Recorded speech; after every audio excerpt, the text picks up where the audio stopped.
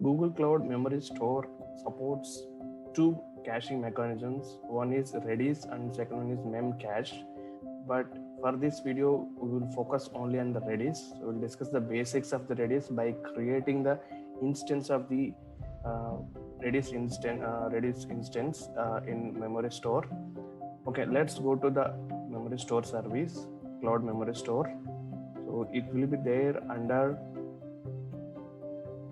databases, their memory store, and you can see there are two caching mechanisms are supported here, Redis and Memcache.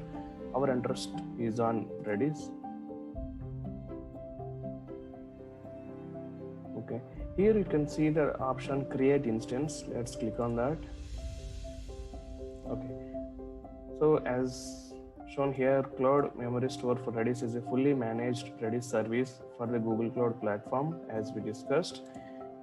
Okay, we have to name the instance here, right? So let's give some name like Redis test WOT, and these are the suggestions from them, like we need to keep the lowercase letters and should start with the letter only. So we followed the same naming convention as I mentioned. And display name, as I mentioned, the display name is an optional, and this meant for only display purpose, so no other use is there. So just we'll give one name to this. Okay, I have given the name and we have given the instance ID. And then if you go here, there are two tiers are available for this Redis instance. So we need to know what are these two tiers before deciding that. So there are two, basic and standard tier. The basic tier meant for only low cost caching servers only, and it's we can get basic tier on lower cost, and standard is a bit costlier than basic tier. And basic tier, we have three kind of criteria is there for basic. One is cache with no replication it supports, and there is no replication at all in that. And second one is no cross zone replication. Okay, we cannot replicate the cache to other zones here. And third one is doesn't support automatic failover.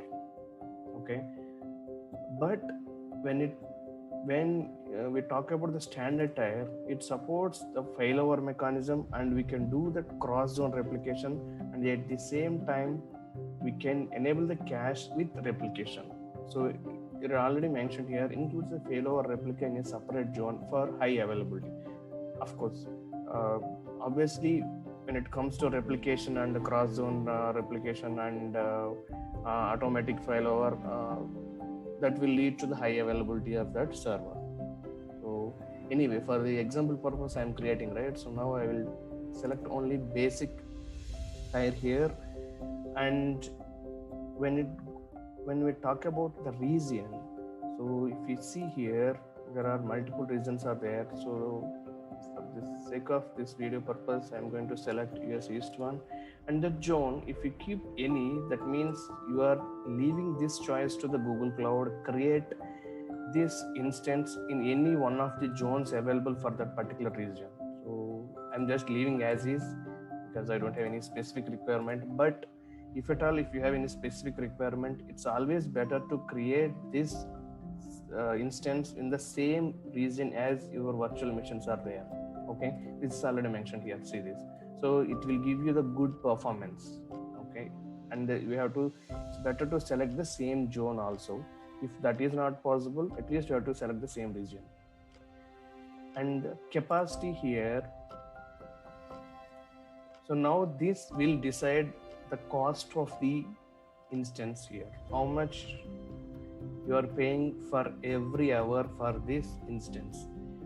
If you see here, I selected basic tier and the location is this, and the cost here it is showing for 1 GB per hour they are charging 5 cents, right?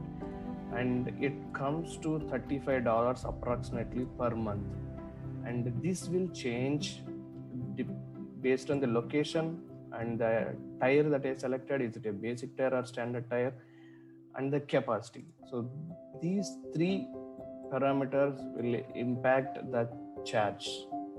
So let's say like I'm going to select 5 GB, and you can see now it is changed to $98.55 per month. So what is this a provisioned capacity here? When you provision a memory store instance, you choose its maximum storage capacity. The instance falls into a capacity tier based on its provisioned capacity.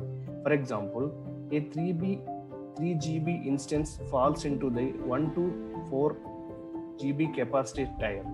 The capacity tier that the instance falls into affects the obviously following the conditions. The price that you pay for the provision capacity, for example, if you provision a 3 GB basic instance, you are charged based on the M1 basic price for the region the instance is provisioning. I'm providing these details in the screen. You can go through all of those pricing structure based on the M1, M2 criteria, and you can pause the video and you can watch that also. And the maximum throughput that you can achieve with the Redis instance, for example, if your application requires a maximum throughput of at least 5 Gbps, you should provision an instance with at least 36 GB of storage, which would put the instance in the M4 capacity tier as I shown in the image. And pricing depends on the service tier, provision capacity, and the region where the instance is provisioned. You are charged for a memory store instance in 1 second increments based on the instance's provision capacity in GB. And I am showing the one table here in the screen. This is related to only one region, and based on the region, the table again will be changed. Of course, only the changes in the fraction of the dollars, but not drastic change will be there. Okay. And these are all calculations are based on the 1 hour. That means 3600 seconds. And how these charges are incurred is depends on the lot of factors, like pricing is rounded up to the nearest second, and your project starts incurring memory store charges when you create a Redis instance. Whether you use that instance or not, you are charged based on the provisional capacity, and you can change the capacity of a memory store instance at any time. If the updated capacity causes your instance to fall into a different capacity tier, you are charged based on the new capacity tier as soon as the memory store completes the scaling operations. And when it comes to the security, yes, as mentioned here, you can enable authentication, and you can enable the in-transit encryption. So these are needed for sure if you are handling any sensitive data. Okay, so for now I am enabling them. And the Redis version, as you know, Redis caching mechanism is open source software, and currently it supports, in open source I am talking about, supports 6th version, okay, stable 6th version. But in Google Cloud we have the latest version as only 5, so I am selecting the latest version as 5. And obviously you can go in the Redis website and can see the what are the latest features that are supported in 6th version, and you can make the differentiation between these two, 5 and 6, and you can choose. Okay, of course there is no other choice now, like we have to go with version 5.0 here.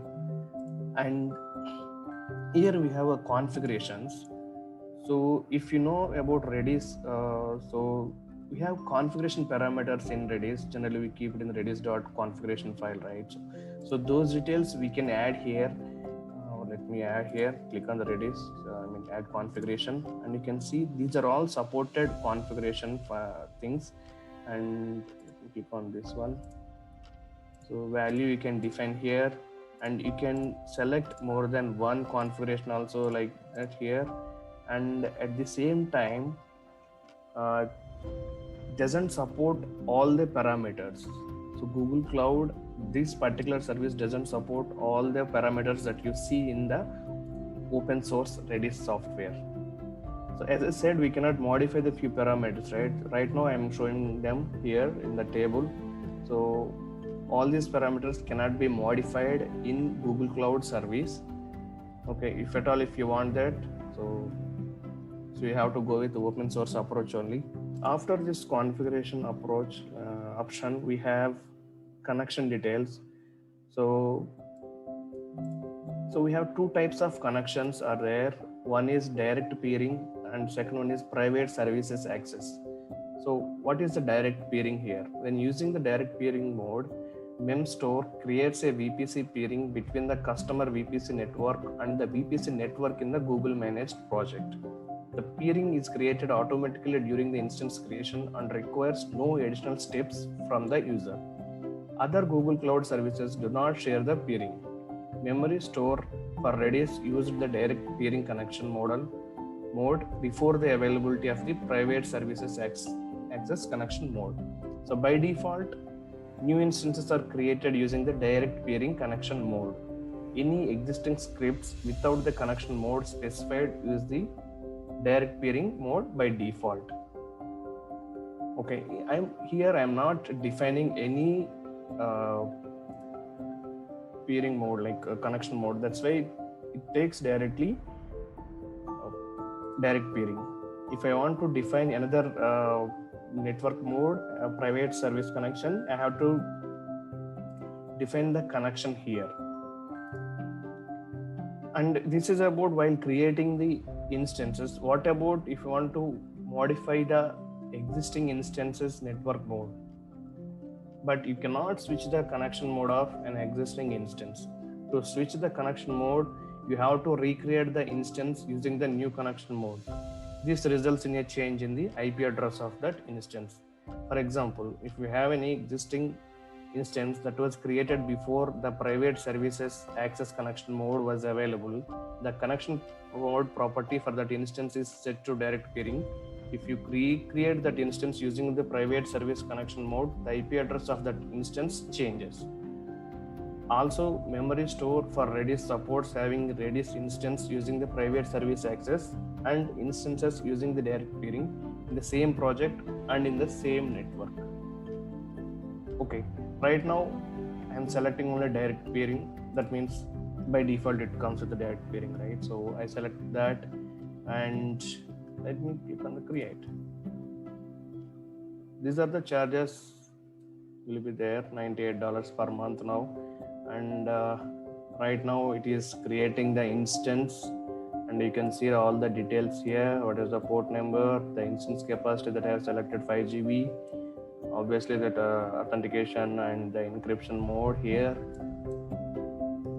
So it takes a few minutes to create. Let's wait. Yes, now it is created. It took almost 10 minutes to create this instance. Now you can see the tick mark here. That means it is ready. If we wanted to see the details, we can go to this instance ID, and it looks like hyperlink, right? So just click on the hyperlink. And this will open the details, server details. Okay, here you can see the graph. Of course, we just created the instance, right? So we cannot see any graph here.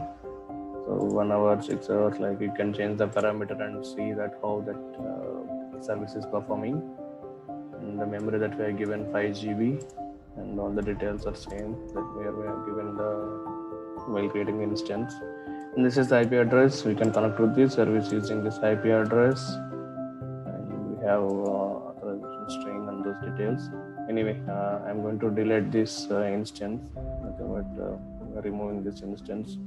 I created this for only this video purpose, so I'm going to delete this.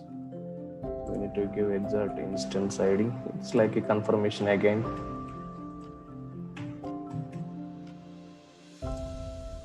Okay, now